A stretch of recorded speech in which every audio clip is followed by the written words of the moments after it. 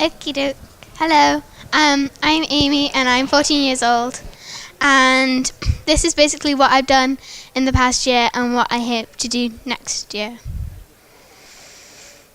So at the beginning of last year, I was just basically doing lots and lots of versions of Conway's Game of Life, moving from like having it on the computer to having it on the Pi light in an LED matrix. So this is me talking at the Jamboree last year. Since then, I spoke at the York Jamboree. I spoke at the RSA in London. I spoke at the O2 Arena with Jimmy Rails and the Chancellor of the Exchequer. And I spoke at Wired Next Generation. And basically, like, over the past year, I've just been talking, which I don't think is very productive. So people have kept asking me to do stuff, and I haven't actually had very much time to make anything. So there's a couple more photographs. I recorded the voiceover at Raspberry Pi, and I was on Newsround. But really, I think I need to focus on what next. So this year, I've entered a Raspberry Pi competition with my brother, and I learnt lots about Pygame and kind of trying to make like a user interface on that. And I'm hoping to set up a mini Maker Faire. So the idea is it'll kind of be like, hands up who's been to a Maker Faire. Okay. So for those of you who don't really know what a Maker Faire is, it's probably a bit like this, but instead of having like all these companies, you have individual kind of makers, and they kind of show off what they've done, be it with like Arduino, by knitting, or with Raspberry Pi. And I think it's a great source of inspiration, and it kind of inspired me to kind of get into this kind of thing. So, but when you're there, you kind of notice that there's not that many under 18 makers. So I was kind of hoping that in order to get over that, you have a mini Maker Faire, so as you have under 18s there. But instead of just trying to encourage under 18s to come, instead you kind of have a week beforehand where you give them the materials, the resources, the mentors, and the help that they need to make something, and they can come along and have fun, and if they want to, present at the end. So that's what I'm hoping to kind of run a pilot in the last week of the summer holidays this year. Hopefully I'll do that. Over half term, I've been improving my Python skills on Python Challenge, which is, it's an online riddle kind of thing. So you have one riddle and it tells you solve this, and you use Python to solve it, and then you put it back into the URL, and it takes you on to the next one, and you kind of progress that way. So yeah, that's what I'm hoping to do this year. Any questions? What? Oh, and at the end of Easter, I'm going to be doing work experience at the Raspberry Pi Foundation with Ben and people. So that should be fun, and I should get some productive things done there instead of just standing up and talking to people. Does anybody have any questions about what I do or what I've done? We've got a microphone, so we can pick up we'll go around and do that. So first question, Ben Bailey. Yeah. Hi.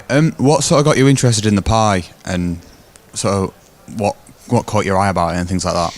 Well, I think at the same time as the Raspberry Pi was coming out, Code Academy brought out their Python course, and I already learnt a little bit of, I think it was JavaScript on there, and a little bit of HTML, and so I was interested in the Python, and then there was loads of hype about the Pi on Twitter and stuff, and I think I just liked the idea that it doesn't matter if you blow it up or corrupt the SD card, or if you accidentally delete a really, really important file, because you can just really easily kind of recreate it, and it's a way of, instead of just keeping it on the computer, kind of bringing it out, and you can incorporate it into so many amazing projects, which I think a lot of us will know about and have seen.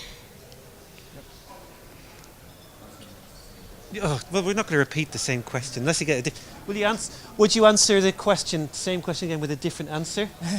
No. So, who else has got a question? Okay. Roving reporter.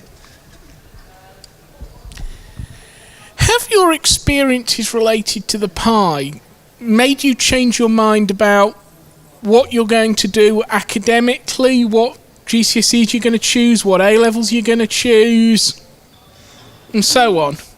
Yeah, I think they have heavily influenced that, because before I got into kind of programming and Raspberry Pi, I was interested in science and stuff, and science and maths, but I hadn't really heard of programming before.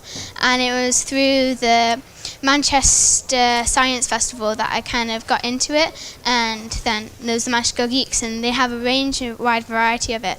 Currently I'm doing my computer science GCSE, and I'm doing product design, and I don't think that without the Raspberry Pi I would have been interested particularly in those two subjects. I think it has heavily influenced what I want to do in the future. And now we have a question from Dawn Hewitson. Hi Amy, I think you're a tremendous role model for young girls, and I just want to ask you, what is your favourite project that you've done, please? My favourite project? Well, I don't think, because of all the talking that I've been doing, I haven't really done very many projects like that I've fully completed. I think the only project... Well, does it have to be Pi related? It can be anything that you want. I want to know what your favourite project is. I've recently made a grass stool, which was quite fun. So kind of like learning how to use CAD and using the CNC machine and stuff. I think places like Fab Labs are a great place where you can just kind of be inspired and make whatever you kind of want to make. So I think the Pi introduced me to so many good communities around Manchester that it's kind of opened so many doors, and I think it's just great to kind of experiment. Thank you. Thanks. Thank you. Yeah, I'm going to ask a question, and I hope I don't get hissed and booed at. I haven't asked the question yet. So, you don't seem to some people like a typical girl. People don't think typical girls just go out and just do the kind of things that you've done. So last year when you spoke at the Raspberry Jamboree, people just went like, wow. And then people like Jimmy Wales said, come and speak at my conference. And you said since then, all you've really done is talk. What I wanted to do at the end of your talk last year, I wanted people to think, this is great. I can go off and do the same sort of thing. What messages would you give to other girls? Would you say to them, it's like, what would you say to other girls? Sorry. I'd say it's kind of a great way to do whatever they want to do. Like, they've got their phones, they've got their laptops, they've got loads of technology surrounding them, and pretty much I don't know what half of them would do without Tumblr. So, and most of them kind of do a little bit of HTML without even realizing it, and they update their Tumblr blogs and things. And I think a great way to kind of introduce them is say, well, do you want to kind of continue with this, or you've had an idea for this, do you want to actually make it possible using the tools of like 3D printers and laser cutters, and then using programming to perhaps like add some LEDs and stuff into it. I think going through the entire like make whatever you want to make, or kind of improve the technology that we've already got, is a good way to get any kid interested in coding, because it's not just girls that we need to focus on, we need to focus on everybody.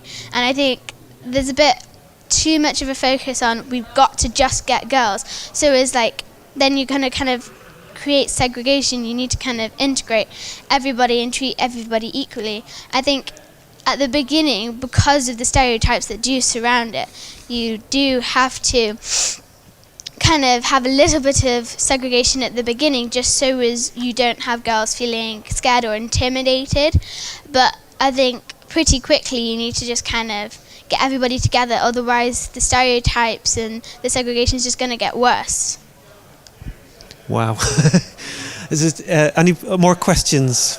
Yeah, that deserves a round of applause.